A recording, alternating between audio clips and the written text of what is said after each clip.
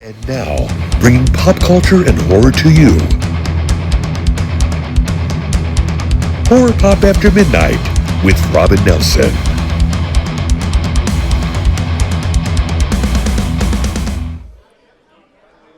This is Robin Nelson with Horror Pop After Midnight, and my guest is the beautiful Jennifer Banko. How's it going, Jennifer? Aloha.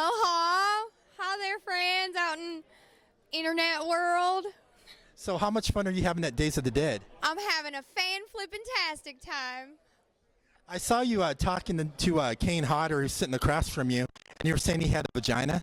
Kane has a vagina. He's ignoring you. He is. He's ignoring me now. He told me I have a tiny little pecker. Wow. Do you want to see it? No. No, wrong ratings, right? So let's talk about Texas Chainsaw Massacre 3, and what was it like working with Viggo Mortensen? Well, I was only 12 years old, but I had a super crush on him, and it made me feel some kind of way because he was supposed to be playing my uncle, and incest is not best. You're not supposed to put your sister to the test, but my little lady parts were a-tingling because he was so handsome. He is a handsome. Telling people this? He's a handsome guy. That's his true story, though. True story. There was like an original ending. Can you tell us about that? So originally, Leatherface was supposed to die, my character was supposed to live, and Sally, my doll, was supposed to come back as the killer and wear the Leatherface mask in the fourth one, but got rated X 3 times because of my role. They had to keep cutting it down, and that's my triple X claim to fame. Woo! And finally, they just changed the ending, and 2 years later, we would have been fine. The world just wasn't ready for it yet. We were like 2 years off. So since you did the film, did it teach you the safety use of power tools? It taught me that ring is awesome. Ring is very awesome. So I heard you're a big fan of the Saw films. What got you into that? Because I just feel like it's something I could see really happening, and especially in our day and age where these just normal citizen heroes out in the world that are trying to make a difference. You know, you see all these people killing pedophiles and stuff and going to jail, and none of us are mad about that. You know, so it just seemed like, and then also, I have 7 years sober, but, you know, I was a heroin addict, and I could see me being one of those people that he pulled out to teach a lesson to. So it just really resonated with me as far as it's very real. You know, some of these horror films are very campy and not as realistic, and to me, that's just, that could be happening under our noses right now. Speaking of that, since you like the Saw films, premise, have you seen Hostel? Oh, Hostel is amazing. Hostel is so good. Yeah, I actually got to sign with one of the girls from Hostel, and I just told her I admired her so much because she hung upside down naked, and I just thought, wow, that's so brave. But she said now she has that video of when her titties were nice and perky to look back on, which is also wonderful. You've also been in a lot of TV shows. Yes. One of my favorite shows that you were in was The Pretender. What was it like to be in that cool show?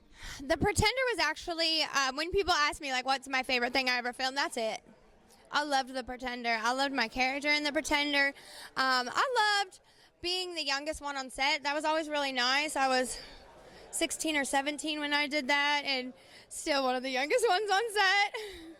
So what was it like to work with Michael T. Weiss and Andrea Parker?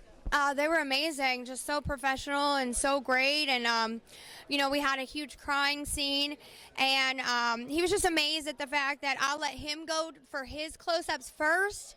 You know, so by the time they got to my close-up, my tears were all dried up, and he just couldn't believe that somebody was willing to put their work in front of, like, my own, but I wanted to get his reaction to my tears, you know?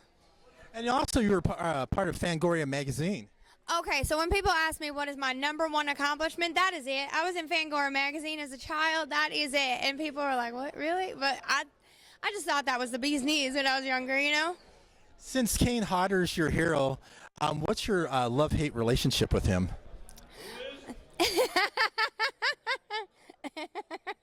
Well, let's see. I went to go do a photo op yesterday. When I came back, my whole back here smelled like farts. Like he just came and just let them rip. No, he had fart spray, for real. He did. He had fart spray yesterday, and he just lit me up. He always chokes me when he sees me. That's how I know it's him. He comes up behind me and chokes me. I'm like, oh, Kane's here. I can picture that. I've been choked by him, too. I almost passed out. Yeah, I got to work with Kane on 13 Fanboy. I hate the way they lit me. I looked awful in that movie, but Kane was amazing. He made everybody behind the scenes cry. My dad, the camera people, everybody was in tears. It was just so powerful, and I'm so grateful to have had that experience with him, even though she lit me like shit. It is what it is. I love her.